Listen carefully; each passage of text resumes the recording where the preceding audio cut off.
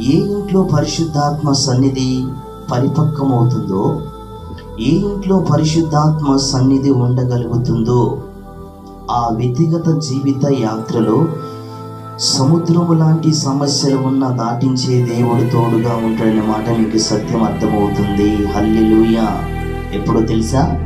ఈ చెయ్యంత మేఘం మీ కుటుంబాలలో ఉండినప్పుడు, ఆ కుంభవర్షము కురిచినప్పుడు ఎలా మన పితరులను సముద్రము దాటి ముందుకు నడిపించగలిగాడో, ఏ పరిస్థితి అయినా, ఏ బాధ అయినా, ఏ విధంగా ఉన్నా, ఏ విధంగా బాధపడుతున్నా నా దేవుడి రాత్రి సెలవిస్తున్నాడు.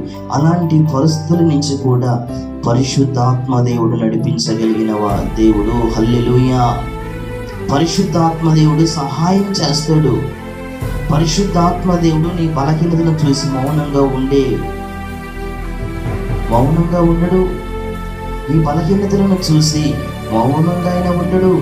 నీ బలహీనతలను చూసి నీకు తప్పకుండా ఆయన సహాయం చేస్తాడు. నా దేవునికి స్తోత్రం.